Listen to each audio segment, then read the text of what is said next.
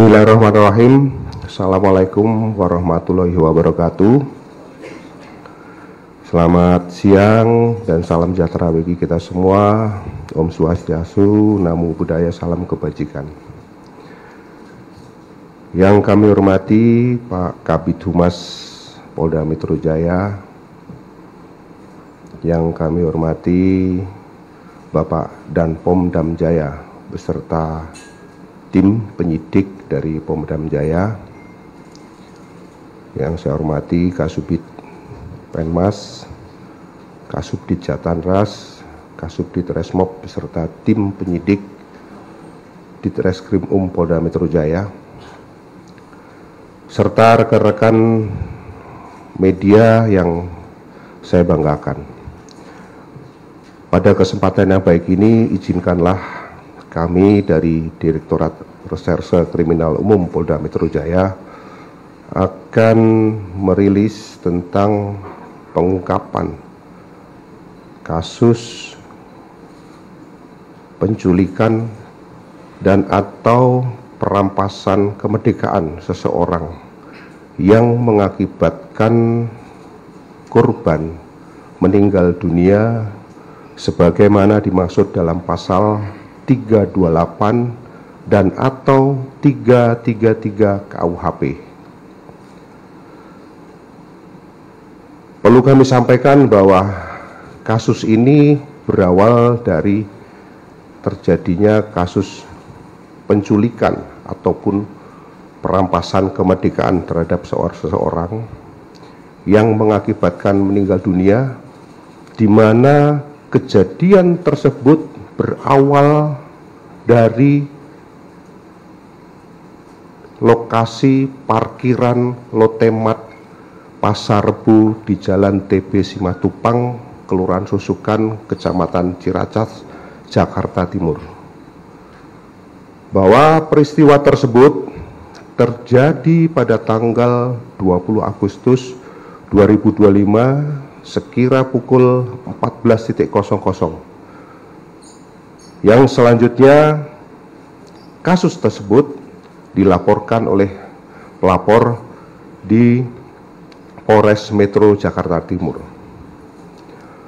Perlu kami sampaikan bahwa identitas daripada korban yaitu dengan inisial MIP yang merupakan karyawan sebuah BUMN yang menjabat sebagai Kepala Cabang Pembantu BRI di Cempaka Putih, Jakarta Pusat.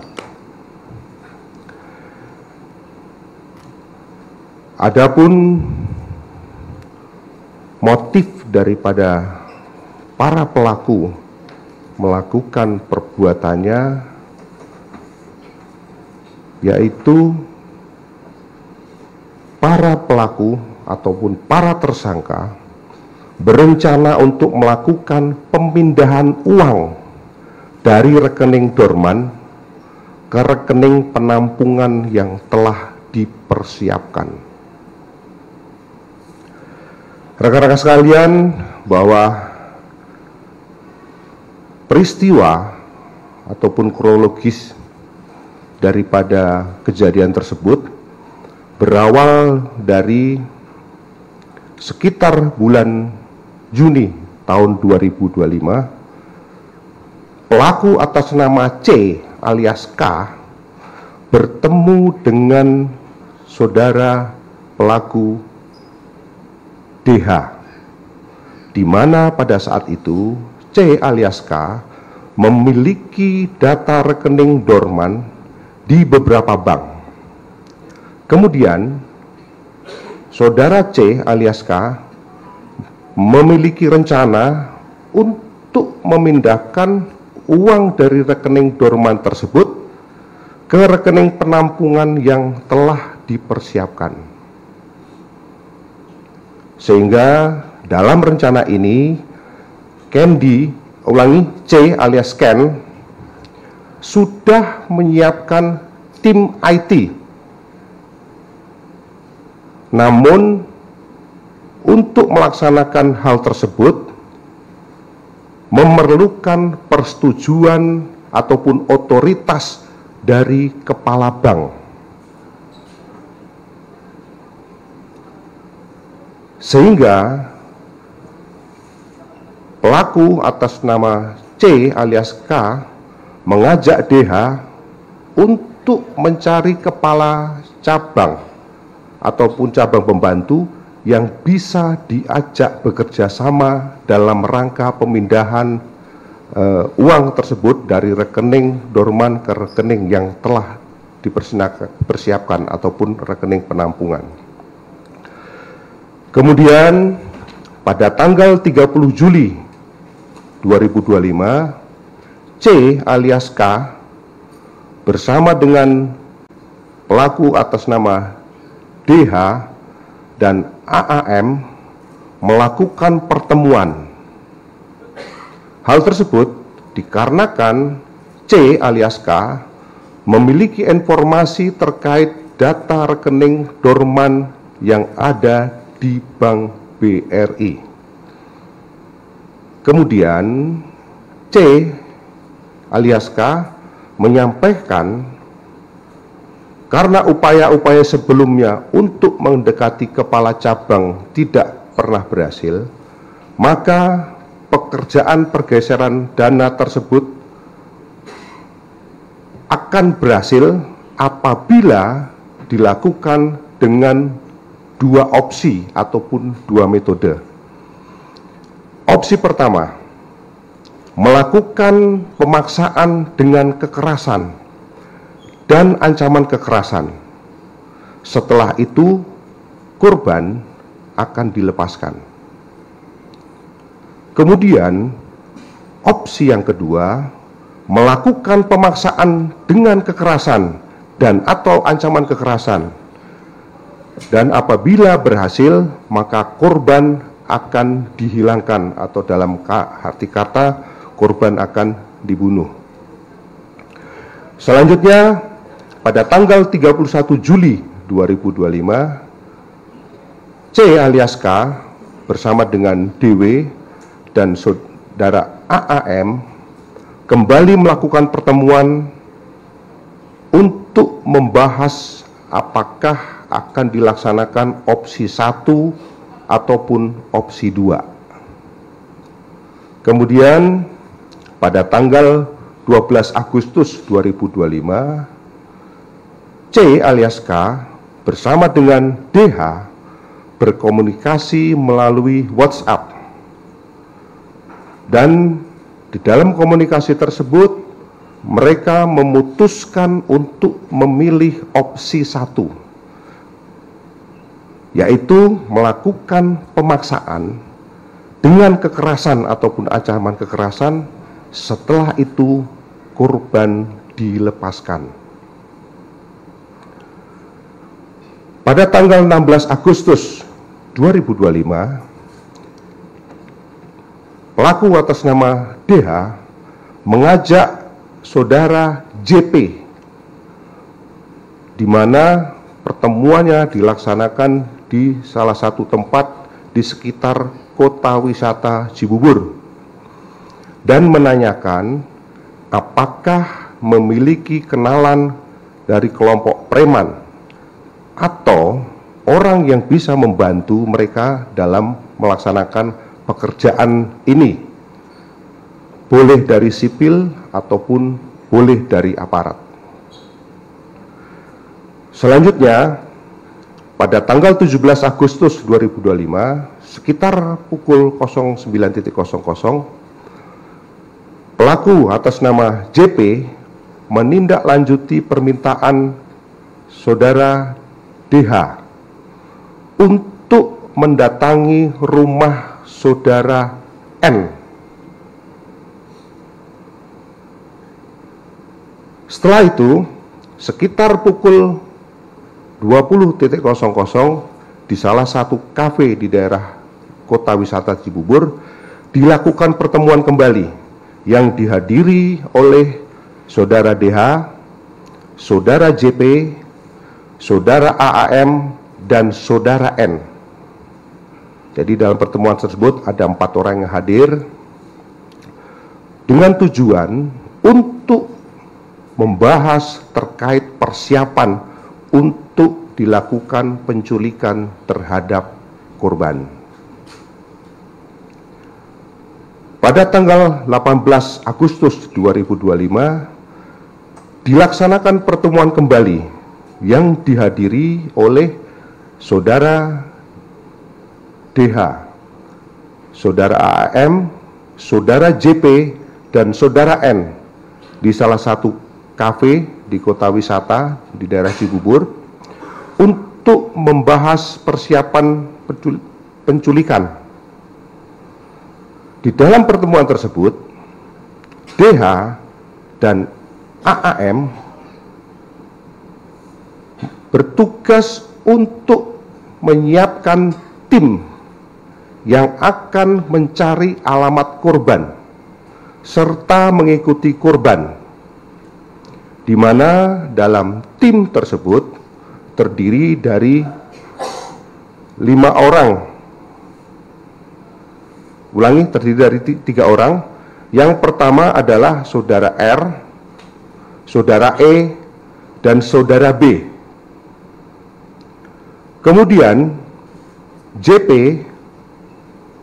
Saudara JP, menyiapkan tim untuk membantu membuntuti korban, yaitu dengan inisial Saudara AW, serta menyiapkan tim yang akan melakukan penculikan terhadap korban. Setelah itu, Saudara N menghubungi Saudara FH yang bertugas ataupun yang disiapkan untuk tim yang akan melakukan penculikan terhadap korban. Kemudian pada tanggal 19 Agustus 2025 sekitar pukul 10.00 Saudara F menghubungi Saudara E dan mereka sepakat bertemu di seputar daerah di Cijantung. Tidak lama setelah itu, Saudara E datang bersama Saudara B, Saudara R, dan Saudara A.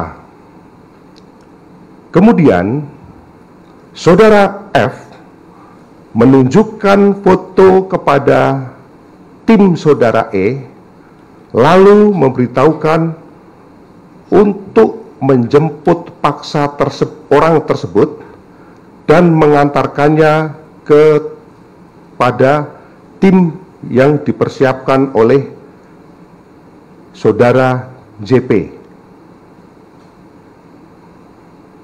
Selain itu,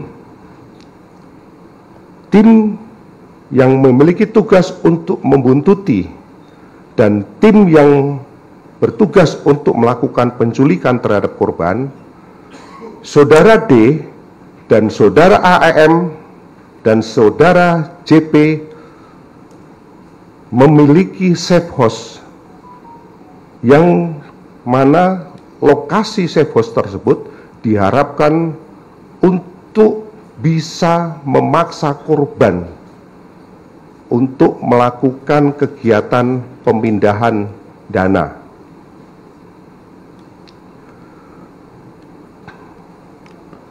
Rekan-rekan sekalian, selanjutnya pada tanggal 20 Agustus 2025, setelah dilakukan serangkaian kegiatan pembuntutan terhadap korban,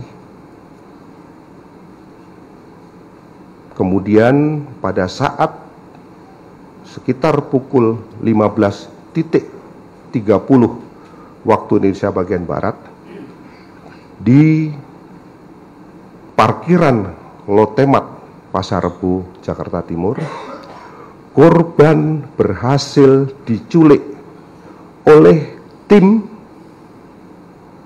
yang berisi pelaku Saudara E, Saudara R, Saudara B, Saudara R dan saudara A, di mana di dalam penculikan tersebut kelima orang pelaku menggunakan kendaraan Avanza warna putih.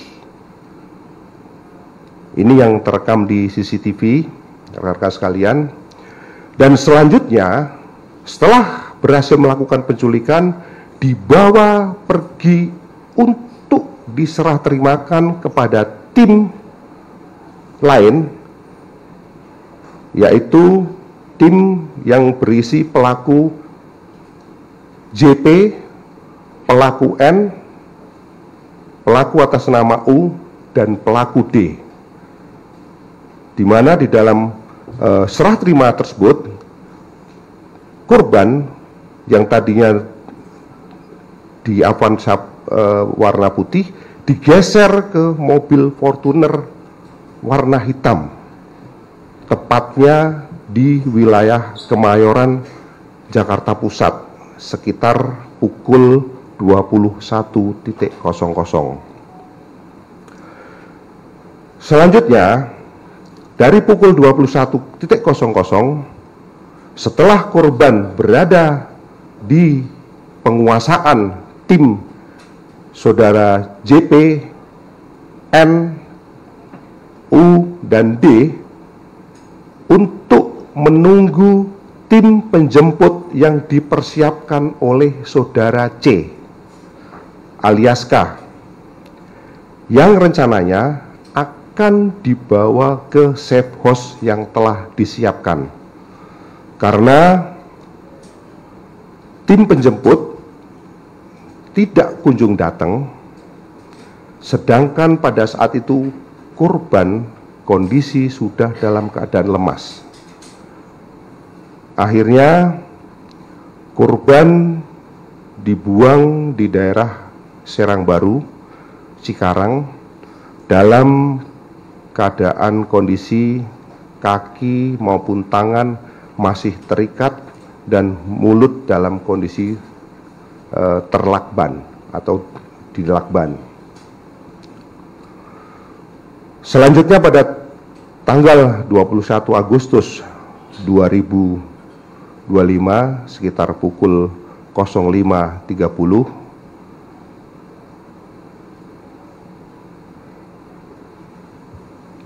Polsek dari Cikarang mendapatkan laporan tentang penemuan mayat dari warga masyarakat sekitar, dan selanjutnya dilakukan penanganan dan olah TKP. Kemudian setelah dilakukan visum, kami sudah mendapatkan hasil sementara daripada visum et repertum, di mana korban meninggal diakibatkan karena kekerasan benda tumpul pada leher yang menekan jalannya nafas dan pembuluh nadi besar, ya, pembuluh nadi besar, sehingga menimbulkan ataupun menyebabkan mati lemas. Namun hasil tersebut masih belum final karena kami masih menunggu hasil pemeriksaan toksikologi.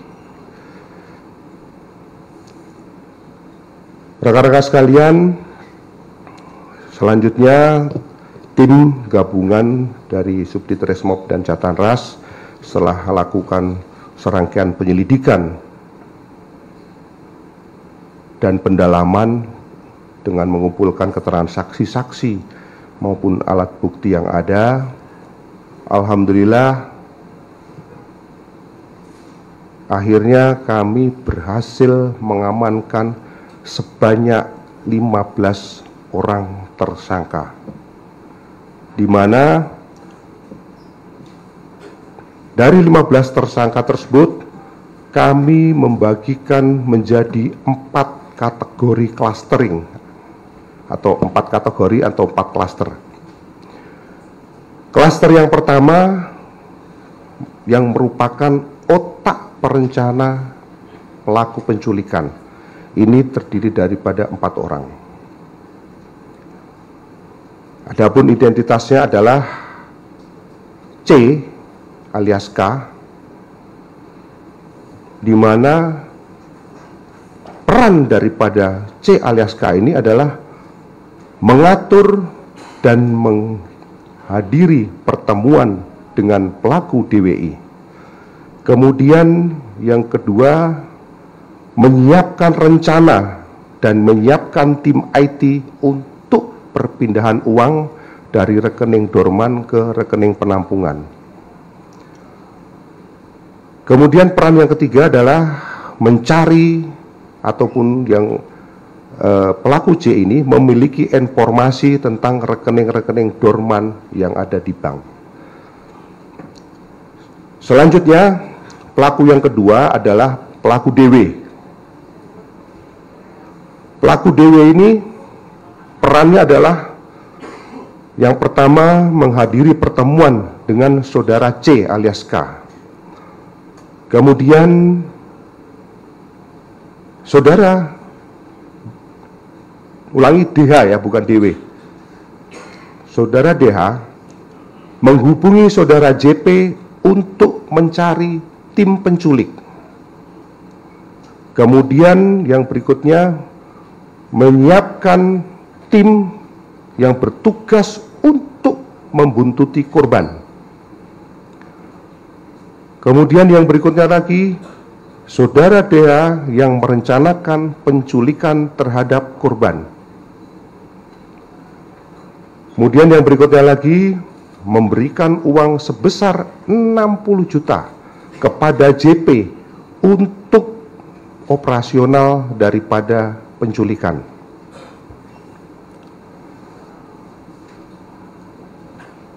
Selanjutnya, pelaku yang ketiga adalah pelaku atas nama AAM.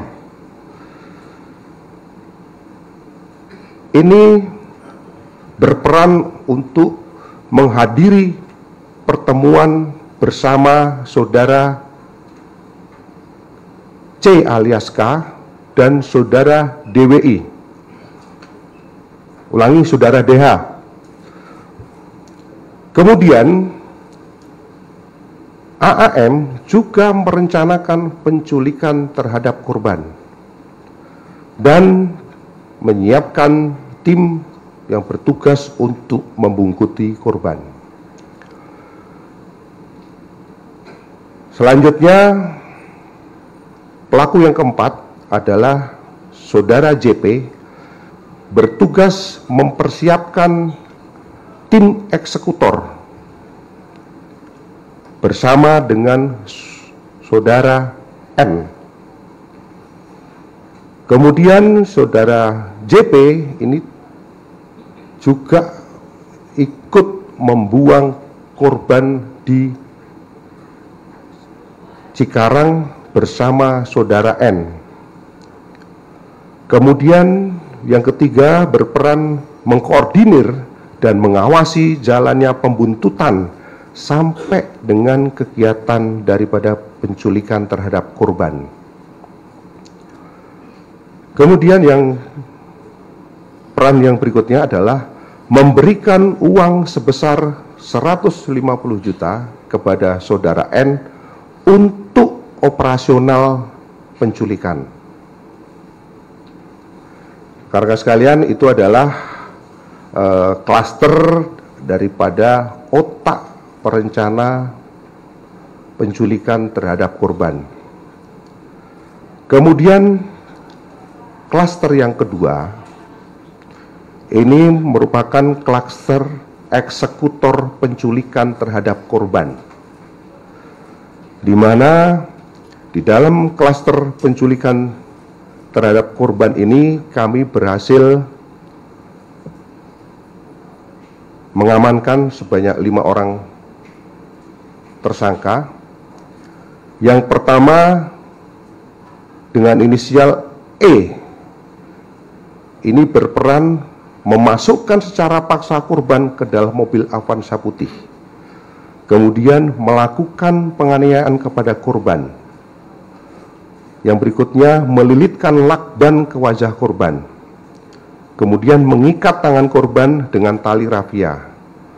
Dan pelaku E menerima uang sebesar 45 juta rupiah dari saudara FH untuk operasional penculikan, yang kemudian uang tersebut dibagikan kepada 4 rekannya yang lain, masing-masing dengan besaran 8 juta rupiah.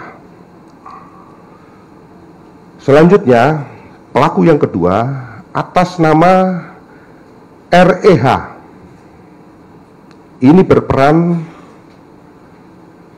membantu saudara E, pelaku yang pertama, untuk memegangi korban dari belakang dalam proses melilitkan lakban dan mengikat tangan korban. Selanjutnya,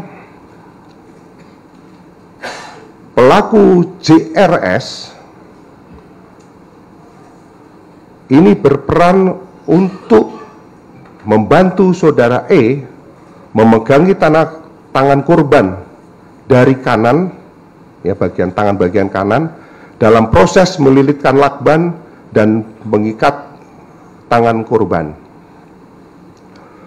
Selanjutnya, pelaku atas nama AT ini berperan membantu saudara E untuk memasukkan korban secara paksa ke dalam mobil Avanza putih.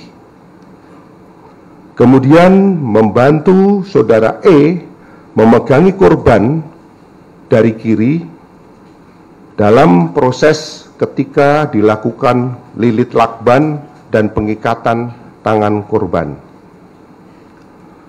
Sedangkan pelaku yang kelima adalah pelaku EWB. Ini merupakan driver daripada mobil Avanza pada saat terjadi penculikan. Kemudian di klaster ini ada terlibatan oknum TNI. Nanti untuk lebih jelas akan disampaikan oleh Danpom Jaya, baik identitas maupun peran daripada tersangka tersebut. Adapun klaster yang ketiga adalah klaster penganiayaan yang mengakibatkan korban meninggal dunia. Ini sebanyak 3 orang.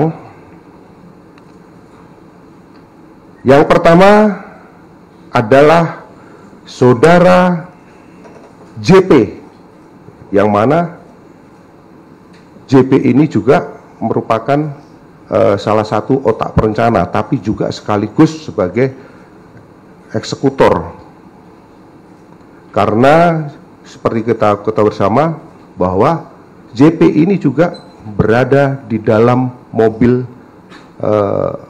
Fortuner warna hitam, yang mana korban ketika dipindahkan setelah diculik itu dipindahkan dari Avanza putih ke Fortuner hitam.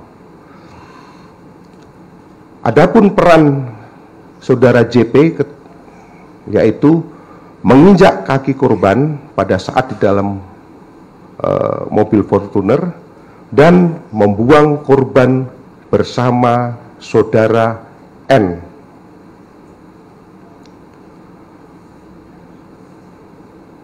Tersangka yang kedua adalah saudara MU. Ini merupakan sopir ataupun driver yang mengendarai mobil Fortuner yang digunakan untuk membawa korban dari Kemayoran sampai dengan lokasi pembuangan di daerah Bekasi. Kemudian yang ketiga adalah saudara DSD. Ini merupakan driver juga yang tadi bergantian dengan saudara MU. Jadi ini driver Fortuner karena bergantian. Jadi pada saat di dalam mobil tersebut, karena terjadi penganiayaan, si MU ini nggak kuat pada saat nyupir karena sedikit oleng, sehingga digantikan oleh saudara DS. Kemudian di dalam klaster ini terdapat satu tersangka yang merupakan oknum TNI. Nanti akan dijelaskan detail oleh Danpom Jaya. Kemudian yang klaster keempat, yaitu klaster surveillance ataupun orang yang bertugas membuntuti korban.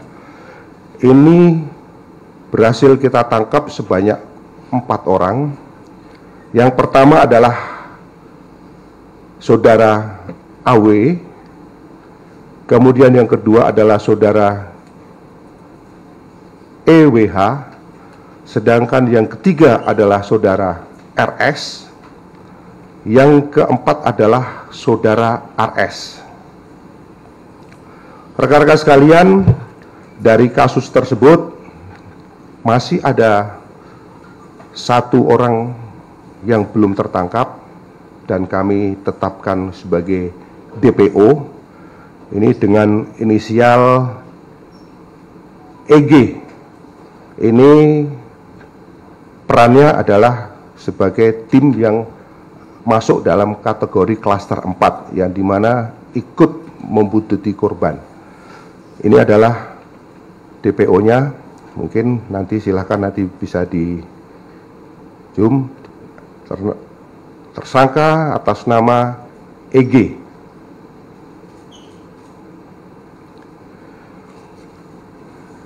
Rekan-rekan sekalian, dari hasil penyelidikan dan penyidikan serta pendalaman yang telah dilakukan oleh tim penyidik terhadap para tersangka, dipersangkakan dengan pasal tindak pidana penculikan dan atau merampas kemerdekaan orang sebagaimana dimaksud dalam pasal 328 dan atau 33 ayat 3, yang mana ancaman hukumannya adalah selama-lamanya 12 tahun. Mungkin ini yang perlu kami sampaikan dari kami, Direktorat Reserse Kriminal Umum Polda Metro Jaya. Selanjutnya kami kembalikan kepada Bapak Kabid Humas. Terima kasih.